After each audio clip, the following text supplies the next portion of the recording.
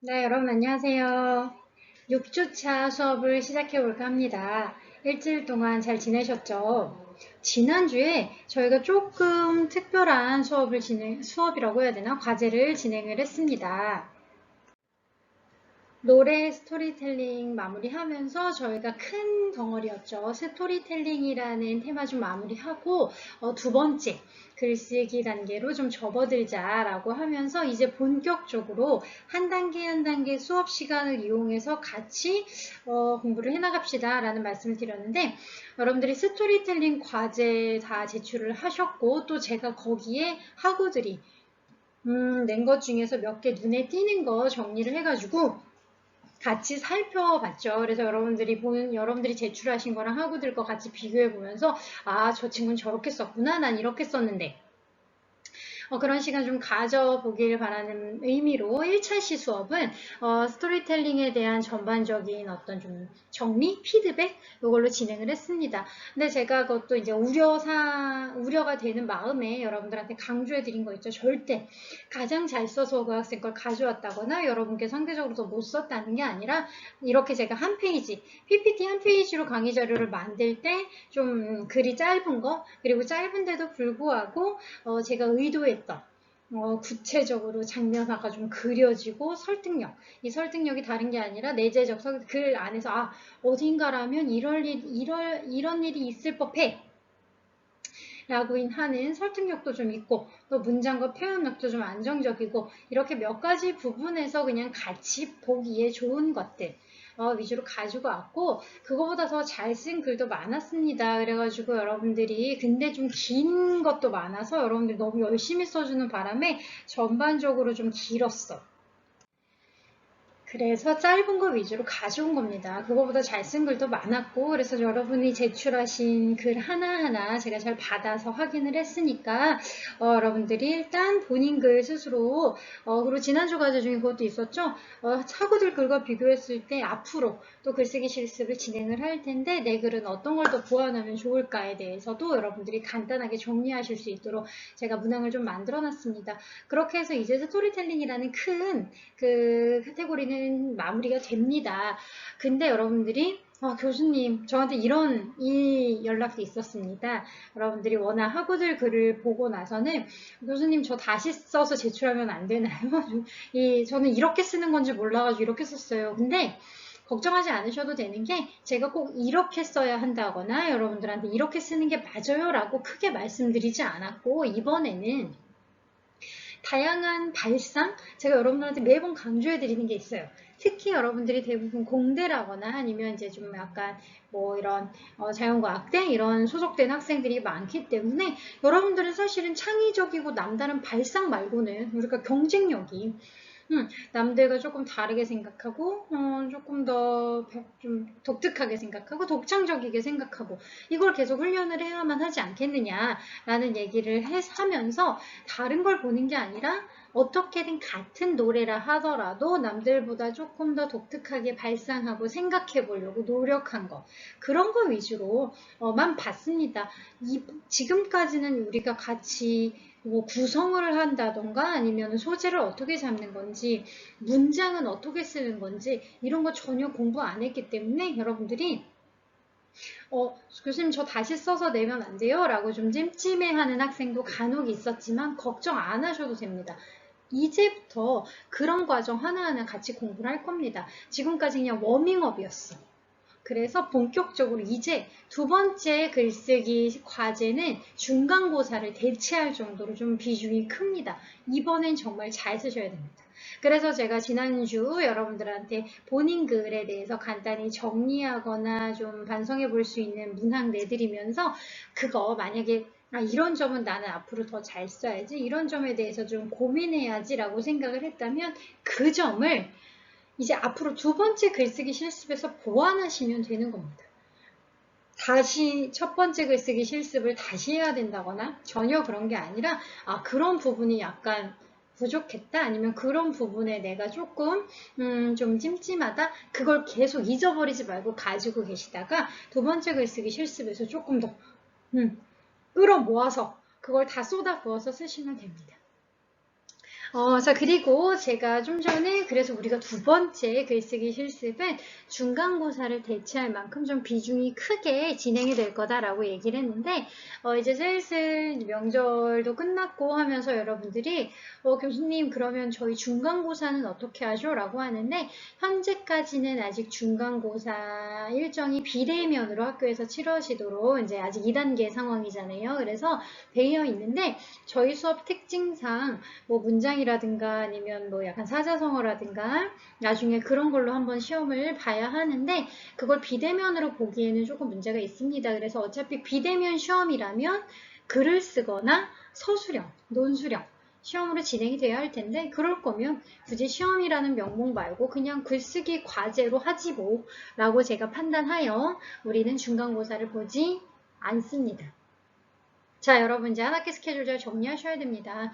별도의 시험은 보지 않고 중간고사는 우리가 이번에 두 번째 글쓰기 실습이다 라고 하는 거 잘 진행을 하신 다음에 이걸로 제출을 하시면 되는 겁니다. 그리고 시험은 보긴 보되 기말 한 번만 실시하도록 하겠습니다. 여러분 기말 기간은 아직 멀었지만 기말에는 글쓰기와 자기표현이라는 얇은 책 있잖아요. 기말 기간 직전에 한 2주 정도 글쓰기와 자기표현이라는 책을 바탕으로 같이 이렇게 수업을 진행을 할 겁니다. 그 수업 안에서 제가 어떤 식으로 문제가 나가고 여러분들은 어떤 거 위주로 공부를 하시면 되는지 정리해 드릴 건데 그거에서 시험 나오면 이제 나온다고 생각하시면 되기 때문에 아직 멀었죠. 글쓰기와 자기 표현 얇은 책 있을 텐데 그거 다음에 제가 어떤 부분, 어떤 범위에서 같이 공부를 할 겁니다. 라고 해서 공지를 해 드릴게요. 아직까지는 그럼 우리는 계속 글쓰기 실습에만 집중을 하면 되겠죠. 자, 그래서 오늘 제가 이거 영상 업로드 해드리면서 두 번째 강의 자료, 이제 스토리텔링까지 하면은 세 번째인가? 강의 자료 올려드릴 겁니다. 이번에는 무엇을 쓸 것인가? 라는 이름의 강의 자료 올려드릴 텐데 이 강의 자료, 오늘 강의 영상 보실 때 미리 좀 다운받아서 이거 무엇을 쓸 것인가? 요거 강의 자료 다운을 받으시는 출력을 해서 같이 좀 들고 여러분 수업 들으시면 됩니다. 우리 교재가 조금 길게 돼 있고 여러분들이 매번 강의 영상 보시면서 교재 찾기가 어려울 듯하여 그냥 간단하게 제가 서머리를 한 자료로 만든 거니까 여러분들은 그냥 제가 올려드리는 강의록 바탕으로 보시면 됩니다. 나중에 우리 교재는 시험 볼 때 시험용으로 따로 제가 활용을 할 때 그땐 여러분 교재 같이 지참해서 영상 강의 보세요 라고 제가 말씀을 드릴 텐데 그때는 여러분이 교재 지참하시면 되고 당분간은 우리가 그냥 실습에 집중을 좀 하도록 하겠습니다. 자, 그래서 우리는 중간고사 보지 않는다. 대신 정말 이번에 두 번째 글쓰기 실습은 정말 여러분들이 더 열심히 첫 번째에 내가 다 못했던 나이 부족했던 아니면 내가 스스로 좀 이렇게 더 쓸 걸 하는 나의 후회와 반성까지 다 담아서 더 완성도 있게 쓰면 된다. 근데 두 번째 그러면 교수님 두 번째 글쓰기 실습은 당장 다음 주에 하나요? 그렇지 않습니다. 나중에 우리가 이것도 한 달 정도 같이 준비를 해 나갈 겁니다. 그래서 저희가 중간고사 기간에 만약에 시험을 보지 않는다면 계속 영상을 통해서 강의가 진행되어야 합니다. 15주차 강의를 진행하기 위해서 제가 별도로 시험 기간이라 시험을 안 볼 거니까 시험 기간에도 수업은 진행하도록 하겠습니다. 근데 만약에 나중에 여러분들이 글쓰기 과제 내셔야 되는데 조금 그 주차는 강의 영상 없이 여러분들이 조금 과제에 집중할 필요가 있는 주차가 있다라고 제가 판단될 경우에는 그 주차는 한 주 정도 영상 쉬고 과제로만 내드리도록 하겠습니다. 그러니까 일단 당분간은 매주 제가 업로드해드리는 영상 보면서 열심히 따라가면서 수행과제 하시기만 한다면 나중에 여러분들이 잘 작성하실 수 있을 겁니다. 자, 그러면 본격적으로 한 단계 한 단계 글쓰기 과정 진행해 볼까요? 근데 이미 지난주 2차 영상부터 우리 시작했죠. 너무너무 중요한 원래 첫 단추가 제일 중요하다고 하는데 여러분 첫 단추 끼는 거 벌써 했죠? 저희가 여러분들한테 과제로 내드린 게 뭐였습니까? 그쵸? 토템 잡아오세요 라고 했는데 바로 요겁니다. 제가 여기다가도 이렇게 써놨죠. 토템, 당신의 토템. 오늘은 그래서 오늘 1차시 영상에서는 여러분들이 가지고 오신 토템 같은 것들 예시로 좀 들면서 어떤 것들이 글쓰기 소재가 될 수 있을까? 우리 주변에 널려있는 소재들이 많은데 나의 토템은 무엇이 되는 게 좋을까? 좀 몇 가지 예시로 여러분들한테 같이 설명을 드릴까 합니다. 사실 여러분들이 지금쯤 과제를 하고 계실 텐데 눈치채셨겠지만 제가 늘 영상을 만드는 여러분한테 이렇게 강의 영상을 제작하는 시점이 아직 여러분 수업이 그러니까 과제가 마감되기 전에 할 수밖에 없잖아요. 여러분 수업이 늘 한 1초 단위로 이렇게 막 물리면서 바로바로 진행이 되다 보니까 제 입장에서는 중간에 이렇게 여러분 과제를 한꺼번에 그래서 보통 과제를 중간쯤에 확인을 합니다. 여러분들이 제출하신 학생이 절반 정도 됐을 때 한번 쭉 내려보면서 확인을 해서 그 중에 아무래도 여러분들이 이런 식으로 과제를 제출하셨구나 라고 하는 거 체크를 할 수밖에 없는데 그래서 제가 지금 이 6주차 강의 영상을 만드는 시점에도 아직 여러분들이 다 제출하시진 않으셨습니다. 근데 몇몇 학생들 제출하신 거 확인하면서 이런 것들로 글쓰기 소재 잡으셨구나, 토템 잡았구나 라고 하는 거 제가 체크를 하고 있는데 일단 보시면 여러분들이 제가 지난주에 토템을 어떤 걸 가져오세요 얘기했을 때 가장 중요하게 당부했던 게 뭐였어? 기억나십니까? 맞아. 막연하고 관념적이고 추상적인 게 아니라 사진을 찍어서 나한테 보여줄 수 있는 거. 그래서 제가 그 과제란에 보면은 사진 이미지 첨부를 해라 라는 그 약간 당부가 있었잖아요. 가령 여러분 사랑. 선생님 저는 이번에 글쓰기 소재를 사랑으로 할래요. 사랑이 어떻게 소재야? 사랑 나한테 보여줄 수 있어요? 이렇게 찍어서? 없죠. 선생님 저는 이번 소재를 저희 꿈으로 할래요. 꿈이 어떻게 소재야? 꿈 꼭 이렇게 찍어서 보여줄 수 없잖아요. 꿈이나 사랑은 소재가 아니라 뭐야? 주제지. 제가 무슨 얘기하는지 아시겠죠? 여러분 소재는 그렇게 막연한 것에서부터 시작하면 좋은 글쓰기가 나올 수가 없어요. 가령 예를 들어봐. 여러분 사랑이라고 소재를 놓고 글을 쓰기 시작해봐. 그 글이 어떤 글이 될까?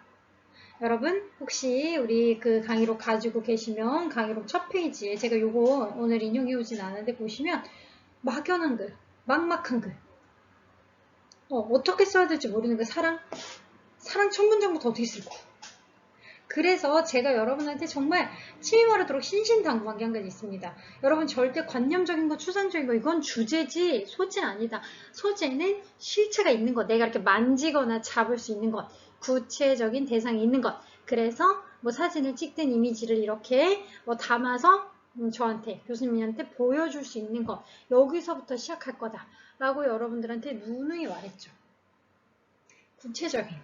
그리고 이번 글쓰기는 사실 지난주에 했던 노래 스토리텔링 같은 경우에는 제가 몇 개 잘 된 거 보면서 여러분들한테 대표적인 거 보여드렸잖아요. 같이 공개하면서 물론 익명이었지만 이렇게 썼습니다 해서 보여드렸는데 이번 두 번째 글쓰기 실습은 그렇게도 전혀 누구도 익명이라 하더라도 학구들에게 공개하지 않습니다.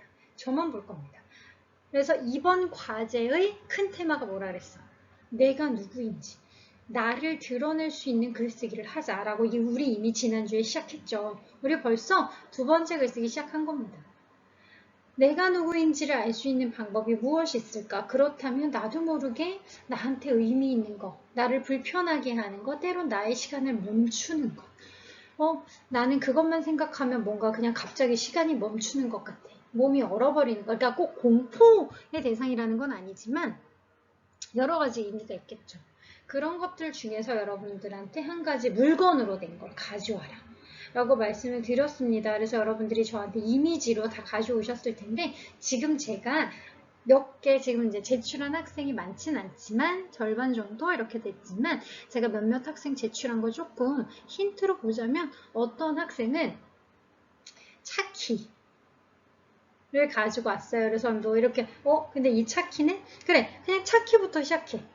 하지만 결국은 차키와 관련된 가족의 이야기를 하게 될 거죠. 근데 가족부터 시작하면 여러분 재미있는 글도 나오지 않을 뿐더러 정말 자기소개서 쓸 때 가장 진부한 거. 그냥 너무 뻔한 거? 여러분이 다시 봐도 재미없는 거. 그래서 제가 독특하게 차키부터 가져오자. 여러분 어떤 학생은 빈 버려진 컵을 가져갔어요. 그러니까 커피컵인데 일회용 컵 있잖아요. 근데 비워서 다 먹고 빈 컵을 가지고 왔어요. 어떤 사람 근데 그랬을 때 여러분 궁금하죠? 아니 사실은 커피컵은 일회용이기 때문에 먹고 버리는데 저걸 왜 보관했을까? 보관한 것 자체가 저기는 뭔가 사연이 있겠구나 궁금해. 여러분 궁금한 것에서부터 글을 써야 좋은 글, 재미있는 글, 다양한 글이 나옵니다. 근데 만약에 여러분이 막연히 사랑이라는 소재로 사실은 그 글 보고 싶어, 안 보고 싶어? 안 보고 싶을걸? 안 궁금할걸? 그냥 뻔하게 사랑 얘기인가 보지. 근데 너무 굳이 먹고 버린 누구나 먹고 버릴 만한 커피컵인데 여기서부터 이야기를 시작한단 말이야? 무슨 사연이지? 궁금하잖아. 거기서부터 해야 재밌는 이야기가 나오죠. 나만의 경쟁력 있는 이야기가 나오지. 자, 그래서 지금 여러분들이 가지고 온 거 몇 개 보면은 그리고 그 구기종 핸드폰도 있었습니다. 조금 옛날 거 그래서 되게 어렸을 때 쓰던 건가 봐요. 그래서 초경기 아니라 옛날 핸드폰 근데 그게 뭔가 지금 딱 봐도 지금 쓴 게 아니라 이제 전원도 충전을 하지 않아서 전원도 나가 있는 핸드폰이고 액정도 밑에 약간 이가 빠져 있다고 해야 되나? 그래 액정도 약간 손상된 거야. 그러면 저도 궁금했어요. 이 학생은 여기 어떤 사연이 있을까? 왜 이 핸드폰을 버리거나 보통 우리가 옛날에 쓰던 핸드폰 뭐 이렇게 보상 판매를 하거나 버리거나 하잖아요. 근데 왜 버리지 못하고 가지고 있지? 그렇다면 거기에 담겨 있는 뭔가 사연이 있겠지. 그럼 궁금하잖아요. 나도 읽고 싶고 역으로 여러분도 막연히 짝사랑이라는 단어에서 시작했을 때 그냥 짝사랑인가 보다 했을 때 몰입도 와. 구기종 핸드폰? 내 액정까지 깨져있는 핸드폰? 근데 거기서 무슨 내용이지? 어떤 게 더 궁금해. 그래서 제가 소재는 구체적인 거, 막연한 게 아니라 이 소재 잡기가 중요하다. 여러분 만약에 지금쯤 열심히 고민하고 계실 텐데 만약에 교수님 저는 소재가 너무 막연해요. 이 소재로 더 이상 쓰고 싶은 게 없어요 라고 하면 소재 잘못 가져온 거예요. 그래서 오늘은 뭘 할 거냐면 여러분들이 가져올 법한 것들 아니면은 좀 중요한 그러니까 몇 가지 이런 것들이 글쓰기에 좋은 소재가 돼요. 아니면은 우리가 의식하지 못해도 우리 주변에서 글감으로 얘기할 만한 것들 이런 제가 이제 여기다 토템이다 라고도 했고 씨앗이다 라고도 얘기했는데 같은 뜻이죠. 우리가 이번에 토템 글쓰기를 하게 되는데 제가 둘 다 비유적인 표현입니다. 같은 뜻인데 여러분들이 가지고 온 저한테 이미 제출을 하신 토템과 비교를 해보면서 다른 사람들은 어떤 것들을 가져올까. 근데 제가 오늘 몇 가지 가져온 거 좀 이미지가 될 수 있는 거. 그냥 여러분들이 제가 너무 잘 가져왔다 막 수험표로 가져온 학생도 있고 차키를 가져온 학생도 있고 뭐 옛날 구기종 핸드폰을 가져온 학생도 있겠지만 그런 것보다는 조금 더 여러분들한테 이렇게 이미지를 대표적으로 보여드리기 좋은 것들 몇 가지만 추려서 이런 것들이 좋은 이제 씨앗이 될 만한 토템이 될 만한 것들이다 라고 하는 거 몇 개 같이 좀 설명을 해드리도록 하겠습니다. 그리고 오늘 2차 시영상에서 공개를 해드리겠지만 오늘의 과제도 있습니다. 오늘 수행 과제는 그러면 그 다음 단계죠. 글쓰기를 했어. 자, 이제 이렇게 이제 소재까지 잡았다고 쳐. 그러면 소재를 잡고 그 다음 단계에는 뭐를 해야 될까? 그래서 오늘 요거 2강 강의록 제가 올려드린 거 있잖아요. 요거에 대한 과제도 같이 내드리도록 하겠습니다. 자, 그러면 몇 개, 이제 우리 주변에서 흔히 발견할 수 있는 좋은 글감들은 뭐가 있을까를 같이 몇 가지 예시를 들어서 살펴보도록 하겠습니다.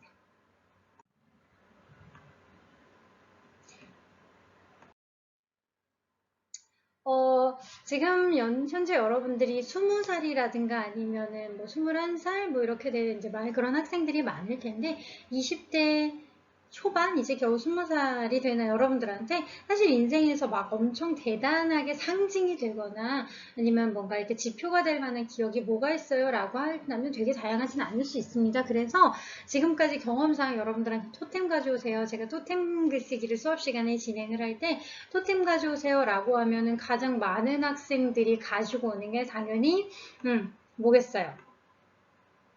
가족과 관련된 겁니다. 물론 이렇게 막연히 가족 사진을 가져오진 않겠지만 여러분들이 아까 사실 제가 어떤 학생이 차키를 가져왔어요 라고 얘기했고 어떤 학생은 어떤 향수를 가져왔는데 엄마가 자기가 유학 생활을 했을 때 너무 힘든데 엄마가 보내준 근데 그게 자기한테 뿌리라고 아니라 엄마가 평상시에 뿌리시던 향수래요. 그래서 약간 엄마 향기, 엄마가 그리우니까 그래서 그런 것들을 보내주셨는데 그래서 가끔 그 향수 냄새 킁킁하면서 그래서 이 향수병이지 그래서 거기서 이제 착안을 했을 수 있겠는데 결국은 여러분들이 구체적으로 저한테 제출하시는 이제 제출하신 소재는 이렇게 막연히 가족이 돼서는 안 됩니다. 이렇게 가족이다라는 막연한 단어는 주제인 거지. 근데 이 주제를 제시하기 위해서 저한테 좀 더 구체적인 아이템과 소재들, 그러니까 토템을 가지고 오셔야죠.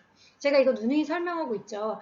가족서 지금 제가 확신하는데 앉아있는 지금 이 영상을 들으면서 앉아있는 학생들 중에서 가장 많이 선택하는 소재가 아마 가족이어야 할 겁니다. 특히 한국 사회는 가족 중심주의 개념이 너무 강해서 여러분이 벌써 성인이 됐는데도 가끔 막 외국 영화나 외국 드라마 보면은 20살이 되거나 대학을 가면 자연스럽게 독립을 하거나 각자의 삶을 사는데 사실 한국은 그렇지 않잖아요. 결혼 전까지 결혼한 후에도 굉장히 부모와의 어떤 의식적인 연결성이라고 해야 되나? 그런 것들이 굉장히 좀 많이 공고한, 그러니까 좀 탄탄하게 연결되어 있는 편인데 그래서 한국뿐만 아니라 이제 아시아 문화권에서는 가족이라는 소재로 대중미디어라든가 문화 컨텐츠 아니면 여러분들 글쓰기 할 때 주제가 가장 많습니다. 그래서 안전한 길이죠. 가족이 없는 사람은 없으니까. 가족이 없이 그냥 이렇게 태어나거나 이제 성장할 수 있는 경우는 없기 때문에 여러분들이 가장 매력적으로 느끼는 거 아니면 가장 일반적으로 느끼는 게 가족인가 봐요. 근데 제가 지금 얘기한 것처럼 이게 양날의 칼이에요. 가족이 누구나 있기 때문에 공감대 형성도 잘 되고 그래서 조금 나도 몰입할 수 있는 글을 쓸 수 있는 건 맞는데 대신 가족이란 소재가 지금 가져온 학생이 있다면 고민해 보셔야 돼요. 누구나 쓰는 글이기 때문에 독창적이고 나만의 이야기와 아이템으로 쓰기가 어려울 수도 있어. 그냥 대충 써도 공감대 형성이 잘 되겠지? 라고 여러분들이 크게 욕심이 없으시면 상관없겠지만 나는 조금 더 나의 이야기 지금 여기서 우리가 지금 이 두 번째 글쓰기의 큰 테마가 뭐예요? 나에 대해서 쓰는 거잖아요. 내 이야기를 하는 것이다 라고 했을 때 정말 가족이라는 게 나한테 어떤 소재, 어떤 식으로 내가 가족은 다 있지만 내가 이 이야기를 어떻게 독특하게 변별력 있게 전달할 수 있을까에 대한 고민을 계속 하셔야 돼요. 그럴 수밖에 없는 게 왜? 가장 흔하니까 이 소재. 그리고 막연히 가족으로 접근하면 안 되죠. 가족 중에서도 제가 지난주 영상에서 말씀드렸죠. 외할머니 돌아가시는 사연을 쓰는데 그 3,000원짜리 그러면 그냥 외할머니부터 쓰면 너무 진부한데 구체적으로 3,000원 그러면 그 장면부터 쓰기 시작하는 거지. 그러면 사실 여러분들이 입장에서는 그냥 할머니의 사랑, 할머니에 대한 그리움, 주제는 다 뻔하다 하더라도 조금 더 주제가 중요한 게 아니라 조금 더 독특하게 그 장면, 할머니가 나에게 돌아가시기 전에 정신이 없는데도 3,000원을 쥐어주셨던 그 장면을 통해서 우리도 돌아가신 할머니를 떠올릴 수도 있고 아니면 살아계신이면 살아계신 할머니에 대해서 다시 한번 그리움을 가져볼 수도 있고 그래서 제가 말씀드렸죠. 주제가 가족인 건 중요하지 않아요. 너무 흔해요. 그걸 내가 어떻게 변별력 있게 나만의 글이 되도록 쓸 것인가. 지금 다른 학우들이 노래 스토리텔링한 거 쓴 거 몇 개 보셨죠? 똑같이 짝사랑이야. 똑같이 동경하는 거야. 근데 거기에서 눈에 띄게 나만의 그럴싸한 글로 설득력 있게 잘 써내는 것. 그 과정을 고민하셔야 합니다. 아무래도 제가 이제 좀 계속 수업을 하면서 다른 학기나 전에도 수업을 하면서 여러분들한테 토템 가져오세요 라고 하면은 가족과 관련된 토템들 물건들이 가장 많았어가지고 제가 이번에도 좀 가족도 좋은 소재가 되지만 가족이란 소재는 흔한 만큼 더 많이 안에 있는 구성과 내용에 대해서 여러분들이 심도 깊게 어떻게 써야지 나만의 글 진짜 나의 글이 될 것인가 고민해야 된다. 여러분 혹시 이건 무슨 그림인지 아십니까? 어떤 사진인지? 그쵸. 뭐 이거 되게 유명한 사진입니다. 여러분한테는 벌써 여러분 태어났을 때쯤일 수도 있습니다. 9.11 테러죠. 2001년에 있었던 9.11 테러 사진입니다. 그래서 이 사진 같은 경우에는 제가 교수님 이거는 왜 가져오셨어요? 라고 하는데 저도 좀 너무 옛날이라 가지고 가물가물하기는 한데 제가 이걸 가져온 거는 요 사진 자체가 중요한 게 아니라 폭력이라는 그 소재, 폭력 자체는 좀 막연한 소재지만 구체적으로 여러분들이 가장 많이 가져오는 것들 중에 하나도 폭력과 관련된 것도 많이 가져옵니다. 제가 지난주에 이것도 지나가듯이 말했는데 예전에 수업을 할 때, 이번 학기는 아닙니다. 예전에 수업을 할 때 어떤 학생이 그 전학 기록, 전학을 했던 기록표 같은 거 가져오면서 실제로 학교 다니면서 학원 폭력을 경험해서 본인이 피해자임에도 불구하고 마치 쫓겨가듯이 다른 학교로 좀 전학을 간 적이 있다. 이거를 가지고 온 적이 있다 그랬잖아요. 여러분, 폭력이라는 것도 여러분들이 인생을 살아가거나 성장해가는 과정에서 일상적으로 굉장히 많이 노출됩니다. 그리고 여러분들이 내가 누구인가, 내가 이렇게 지금 여러분들이 20살이다라고 가정했을 때 20살의 누군가가 되기 위해서 그러니까 된 과정에서 여러분들이 경험했던 폭력들은 굉장히 직접적으로 여러분들이 의식과 여러분들의 정체성에 영향을 미칩니다. 이건 너무 극단적인 폭력의 사례지만 얘 같은 경우는 집단이 집단에게 가하는 폭력이죠. 가령 뭐 이런 국가적인 좀 이제 충돌입니다. 이게 종교적 충돌이라고 해석할 수도 있고 국가적 충돌이라고도 해석할 수도 있지만 어떤 식으로든 이거는 집단이, 그러니까 이게 테러잖아요. 집단이 집단에게 가하는 좀 끔찍한 충격을 상징을 하는 겁니다. 그래서 얘 같은 경우도 이제 폭력인데 여러분 우리야 주변에서 일상적으로 테러가 없다라고 생각하기 쉽지만 우리도 사실은 크고 작은 테러들에 굉장히 많이 노출이 되고 테러가 개인화가 되면 다 폭력이 되는 거죠. 그리고 실제로 여러분도 알겠지만 9.11 테러 같은 일이 하나 이제 한번 발생했을 때 그 당시 2001년 이후로 미국에서 이것과 관련된 영화나 소설 뭐 이런 드라마 이런 것들이 굉장히 많이 늘어났습니다. 다시 말해서 이런 극단적인 폭력을 경험하면 사람들이 기본적으로 이런 내용을 써야 돼, 기록해야 돼. 이게 어떤 식으로든 그 시대와 이게 집단에 대한 폭력, 이 집단이 누군지 아시죠? 미국이죠. 미국인들은 사실 9.11 테러 이후에 새로운 정체성을 갖게 된 거지. 미국 영토는 절대 침범을 당하지 않을 거라고 확신하면서 수백 년을 살고 있었는데 미국은 늘 참전했지만 참전했을 뿐이지 미국 영토에서 벌어진 전쟁은 하나도 없었죠. 근데 그때 처음으로 깨달았죠. 미국인들이 우리 영토도 이렇게 침범당하거나 이렇게 파괴될 수 있다는 거. 이건 엄청난 충격입니다. 그랬을 때 우리나라도 마찬가지죠. 6.25 전쟁 같은 걸 겪고 난 이후에 전쟁 문학이라고 하는 카테고리가 생길 만큼 이런 폭력은 그 집단을 이루는 집단 구성원들에게 굉장히 큰 영향을 미칩니다. 그래서 여러분들도 만약에 성장 과정에서 우린 너무 다행히 저도 그렇고 여러분도 그렇고 직접적인 폭력에 대한 경험이 없지만 만약에 있었다라고 한다면 아니면 이런 경험을 한다라고 한다면 이거는 좀 뭐랄까 이제 우리 인생에서 큰 하나의 변화가 되겠죠. 그랬을 때 이건 내가 누구인가를 설명할 때 그 폭력을 이제 빼놓고 설명할 수 없게 되겠죠.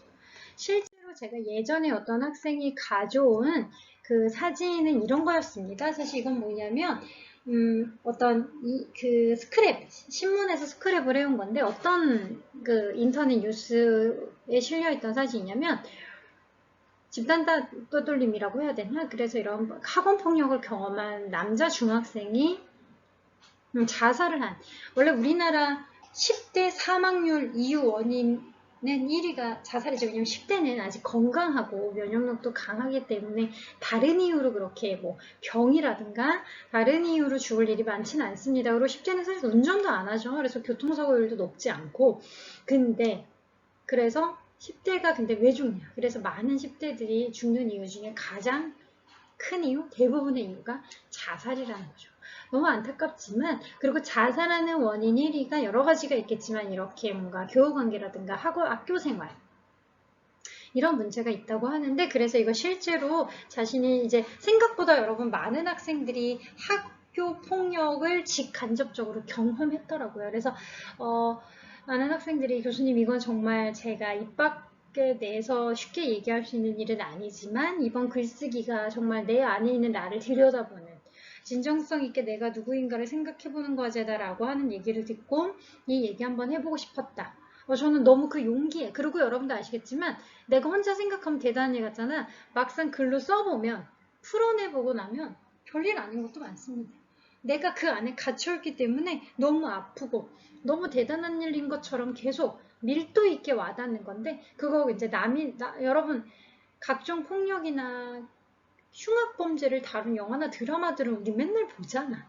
근데 남이 겪은 일인데 여러분 드라마나 영화 보면서 막 너무 그렇게 속상하고 뼈 아파? 그러지 않죠. 왜냐면 그건 거리두기가 되는 거야. 저런 일이 어딘가에서 있었나 보지. 저럴 수도 있지. 어딘가에서는. 그리고 여러분 그게 영화나 드라마가 아닌 거 아시잖아요. 실제로도 우리는 늘 범죄가 어딘가에서 생기는. 그래서 뉴스에서 계속 나오고 그런 사건들은 계속 발생하고. 그래서 사법제도는 필요한 건데 실제로 근데 여러분들 뉴스에서 영화나 드라마는 가상이라서 그렇지 않아요 라고 한다면 뉴스에서 그런 얘기를 들으셨을 때도 막 엄청 그렇게 대단하게 와닿지 않잖아요. 왜냐면 그러니까 거리두기를 해서 보면은 그렇게 이거 얼만큼 아파야 될 일인지에 대해서 다시 생각하게 되는 거예요. 그래서 여러분들이 직접 겪은 일이라고 하더라도 이번 글쓰기 과제를 통해서 한번 내밀어 들여다보고 탈탈 털어서 보다 보면은 별일 아니게 느껴질 수도 있습니다. 그러니까 반드시 별일 아니라는 게 아니라 한번 그래서 나를 드러내는 글쓰기를 해보자 라고 하는 거죠. 얘 같은 경우에는 여러분 이게 뭐라고 써있냐면 노동이 너를 자유롭게 하리라 라고 써있는데 이건 아우슈비츠 수용소입니다. 수용소 관련 사진으로 남아있는 건데 이것도 사실은 어떤 정치적인 폭력이죠. 이건 개인이 집단에게 가하는 폭력. 잘못된 정치적 신념과 아니면 종교적 신념을 가지고 있는 어떤 개인이 집단을 학살하거나 폭력을 행사하는 경우도 역사적으로 굉장히 빈번하죠. 여러분들이 이런 경우도 많습니다. 정치적인 경우도 있고 아니면 종교적인 경우도 있고 아니면 경제적인 이유도 있고 여러 가지 이유에 있어서 근데 여러분들이 만약에 이런 폭력들 지금 제가 집단이 집단에게 가하는 집단이 개인에게 가하는 아니면 개인이 집단에게 가하는 수없이 많은 폭력들 지금 얘기를 했는데 여러분들이 이런 것도 나도 이런 인생에 내 경험이라든가 아니면 나만의 소재가 있었어 라고 한다면 한번 찾아보시는 것도 좋겠죠. 이거 실제로 이 사진은 학생이 예전에 가지고 왔던 토템 사진입니다. 여러분 이건 어떤 얘기를 하고 있게 한번 맞춰보세요.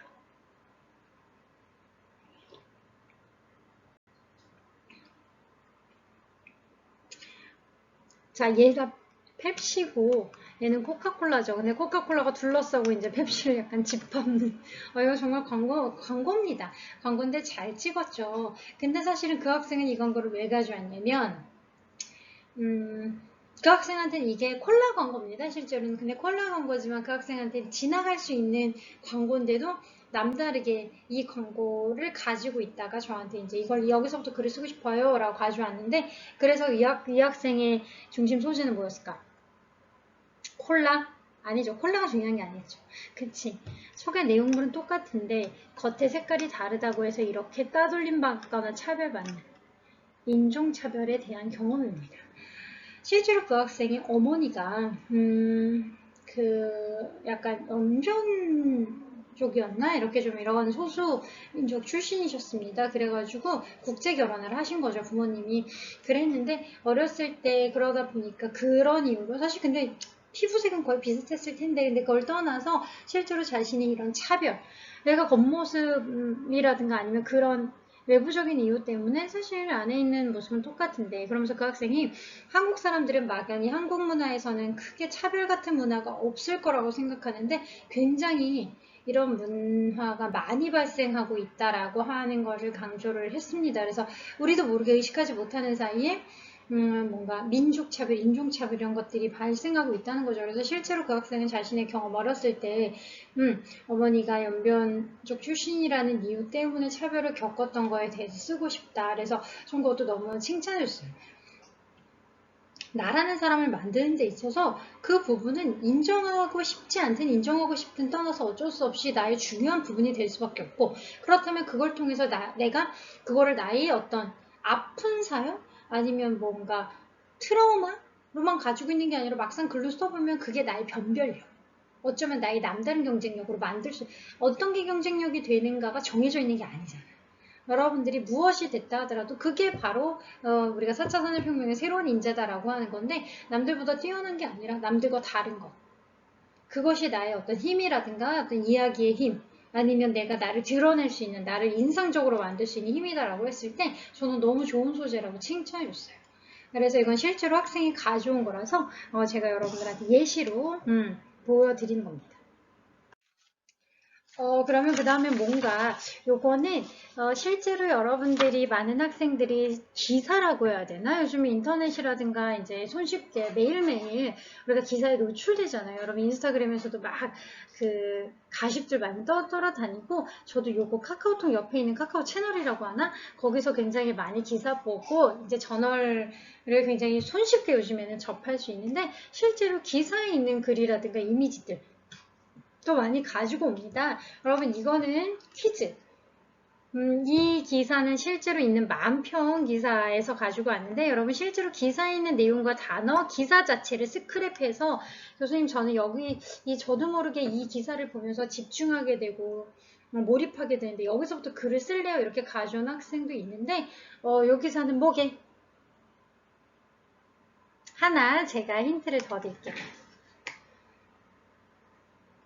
요거 안 여기 마지막 거 요거 안 보이네. 요거는 마지막 요 건강 옆에 뭐라고 써있냐면, 왜 뭐라고 써있는 거예요. 자, 뭐게? 그쵸. 20대라고 해야 되나? 최근 여러 이제 20대라든가, 젊은 층의 어떤 후기자본주의가 되면서 우리가 젊은 층이 취업을 하지 못하고 특히 요즘 코로나 되면서 코로나 실직이 굉장히 많다고 하잖아요. 그래서 집에서 노는 백수의 하루입니다.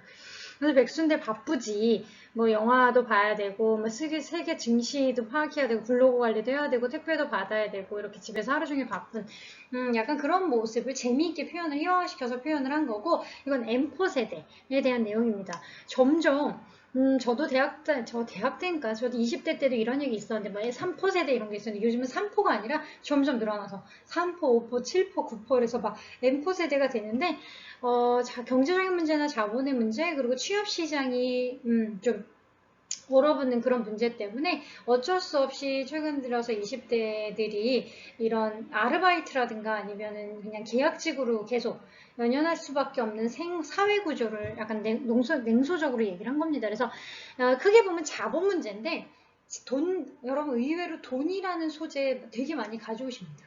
실제로 지갑, 돈, 아예 대놓고 10,000원짜리 돈을 토템으로 가져온 학생도 있고 돈이 아니더라도 막 빨간 딱지가 뭔지 아시죠? 차압 딱지 같은 거. 그래서 어렸을 때 부모님이 이렇게 좀 사업이 힘들어져서 근데 저는 이 이야기를 쓰고 싶어요 라고 하면서 그 사람이 20년, 이제 자신의 아이덴티티? 20년의 자신을 만드는 과정 중에서 좀 경제적인 이유를 되게 많이 해서 어떤 학생은 목표가 무엇을 하고 싶고 어떤 직업을 갖고 싶고 다 필요 없이 그냥 무조건 돈 많이 버는 거래요.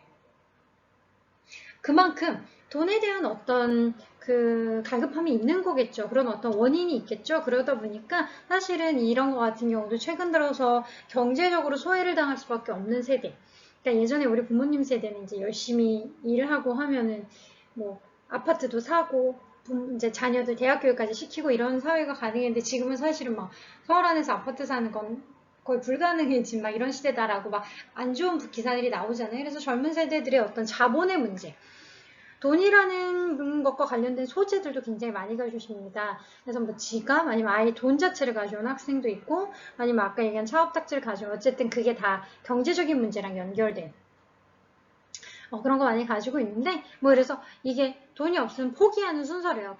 그래서 요즘 진짜 비혼율이 결혼하지 않는 결혼, 꿈, 희망, 내 집 마련, 연애, 출산, 인간관계, 건강, 외모까지 막 다 조금씩 이러다간 진짜 뭐까지 포기하게 될지 모르겠지만 이런 세대를 약간 냉소적으로 보는 이런 것도 여러분들한테 그래서 기사문도 소재가 되고 유행하는 이것도 이제 제가 저널에서 가지고 온 건데 그때 유행하는 어떤 개념들 여러분 몇 년 전에 유행하던 말인데 헬조선이라는 말 그래서 그러니까 한국을 약간 이렇게 냉소적이고 조금 비하적으로 보려고 하는 말에서 한국은 살기가 힘들다라는 뜻의 헬조선이라는 말이 유행할 때가 있었고 그 다음 단계로는 막 욜로 같은 거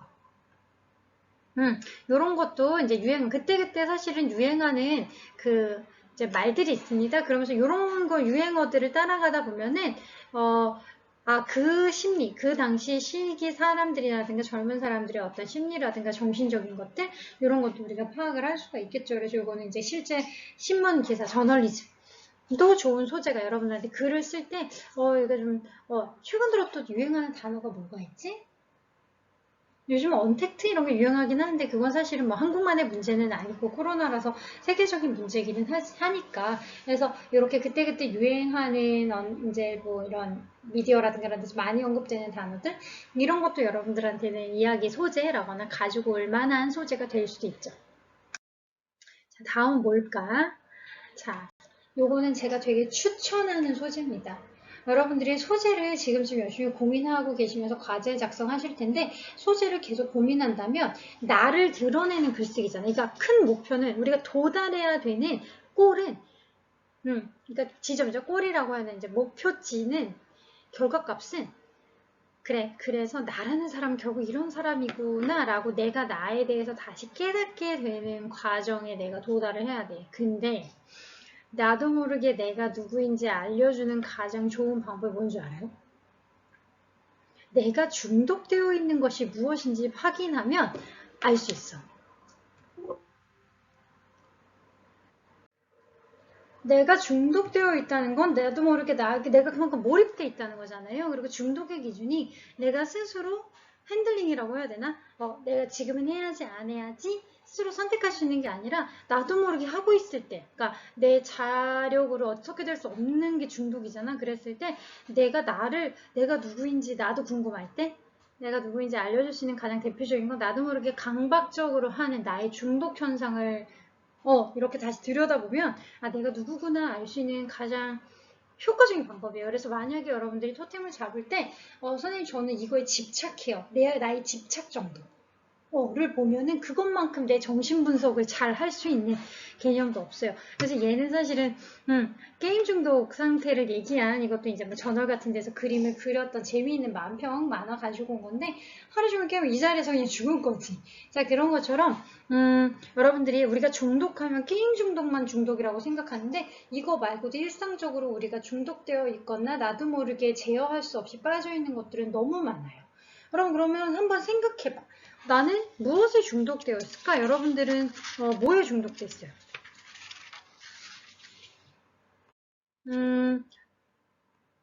뭐 탄수화물 요즘 뭐 웬만하면 중독이란 말 많이 붙이잖아요. 저는 거의 그러니까 제가 탄수화물을 예를 가지고 왔지만 탄수화물이 아니라 음식도 중독이에요. 여러분들이 막 사실은 한 끼쯤 안 먹어도 되고 아니면은 뭐 덜 먹어도 되는데 막 먹으려고 하고 먹는 거에 집착하고 특히 최근 들어서는 우리가 미각에 집착한다라고 하는데 맛집에 꼭 가야 되고 기다려서라도 그걸 먹어야 되고 막 이렇게 좀 미각 중독도 있거든요. 그것도 중독입니다. 왜냐하면 우리의 욕구라든가 우리가 나를 만족시킬 수 있는 여러 가지를 채우지 못하고 그냥 뭐 맛집이라고 해야 되나 맛집에만 막 집착을 하는 먹는 거에 집착을 하는 그런 것도 중독이고 저는 개인적으로 진짜 커피를 많이 마시는 편이긴 합니다. 늘 이렇게 강의를 할 때도 이제 커피를 타서 마시는 건데 음식 중에서도 선생님 뭐 알코올 중독은 진짜 심각한 거고 담배는 100% 중독이죠. 그러니까 술을 마신다고 해서 다 중독은 아니지만 담배는 중독이라고 하셔. 왜냐하면 담배는 내가 피우고 싶거나 안 피우고 싶은 게 아니라 일상적으로 맨날 유지가 되기 때문에 그건 대표적으로 담배는 그래서 일단 흡연자는 대부분 다 중독 현상이 있다라고 얘기를 한다고 하는데 뭐 커피 중독 뭐 이런 것도 중독이고 요즘 가장 많은 중독은 사실 뭐예요? 그죠? 여러분이 밖에 나갈 때 뭐 지갑도 놓고 나가고 뭐 이렇게 여러 가지 물건도 놓고 나가도 절대 핸드폰 없이는 안 나오죠. 만약에 핸드폰을 놓고 나갔다면 집에 다시 들어오잖아. 네, 이거 대표적으로 우리가 이렇게 어떤 식으로든 연결되어 있거나 디지털 중독입니다. 이것도 디지털 기기 중독이 요즘 가장 많은 중독 중에 하나겠죠. 이거 없이 못 살아요 라고 얘기한다면 여러분 건강한 건 아닐 수 있습니다. 왜냐면 무엇이든 없어서 못 살 정도라면 중독이 맞아요. 그거는 가족이 됐든 연인이 됐든 뭐 핸드폰이 됐든 뭐가 됐든 그러니까 그러니까 내 스스로 나의 주체성이라든가 아니면 어떤 자존감이 잘 성립이 되지 못하고 어딘가에든 뭐든 반드시 있어야만 한다라고 한다면 그리고 그게 나를 드러낼 때 그러니까 나라는 사람이 누구예요? 라고 했을 때 나의 중독 현상을 보면은 내가 이런 사람이었구나 새삼 알게 되는 거죠. 요즘에 다이어트 저희가 이제 이거 다이어트 때문에 실제로 학생이 가져온 건데 이거 예전에 학생이 가져온 겁니다. 거식증이라는 걸 좀 고백을 했습니다. 그래서 반드시 날씬해야 되거나 이런 아름다움도 중독입니다, 여러분. 뭐 성형 아니면 미용, 화장품 뭐 이런 다이어트 이런 것처럼 어떻게든 외모가 남들에게 보여줬을 때는 꼭, 그래서 어떤 학생이 자기가 화장 중독이라는 얘기를 했는데 밖에 나갈 때 한 발짝도 화장을 하거나 이렇게 좀 꾸미지 않고는 절대 못 나간대요. 근데 보통 우리가 뭐 일을 할 때는 모르지만 가까운 데 갈 때는 그냥 귀찮아서 대충 가잖아요. 근데 그랬을 때 그것도 사실 중독이죠. 그래서 그 학생은 선생님 저는 이렇게 화장 중독인 여기서부터 글을 써보고 싶어요 라고 하는데 그거 굉장히 추천했어요. 그래서 이런 이런 운동 중독도 있더라고요. 내 삶을 윤택하게 하고 나를 위해서 운동을 하는 게 아니라 어느 순간부터 운동을 안 하면 불안하고 해야 될 것 같고 이렇게 여러분 배보다 배꼽이 그러니까 그 대상이 나를 잠식하는 수면 중독이 맞고 그건 아무리 교수님 운동은 건강해지니까 좋은 거 아니에요? 라고 하는데 균형을 깨트리는 건 다 여러분 몸이 건강하다고 해서 정신이 건강한 건 아니니까 그래서 내 스스로가 제어하거나 조절하지 못하고 나를 이렇게 잠식한다면 그거는 중독인 게 맞죠. 네, 그래서 그건 고민을 해봐야 되는 게 맞겠죠. 근데 어쨌든 우리는 지금 정신을 치료하는 시간이 아니기 때문에 이런 것들이 이제 중독이 있다라고 하는 예시를 드는 거기 때문에 그래서 그러니까 근데 이렇게 나도 모르게 내가 중독되는 걸 가져오다 보면 내가 누구인가 보는데 훨씬 더 유리하다라고 하는 거 예시를 들어드린 겁니다. 자, 여러분 지금 제가 몇 가지 소재를 가지고 예시를 들고 있는데 지금 첫 번째 영상이 길어졌으니까 잠깐 쉬었다가 끊었다가 여러분 두 번째 영상에서도 또 다양한 예시 가지고 좀 더 정리해 드릴게요. 그러면 여러분 잠깐 쉬었다 오셔도 되고 아니면 바로 이어서 계속 보셔도 좋습니다.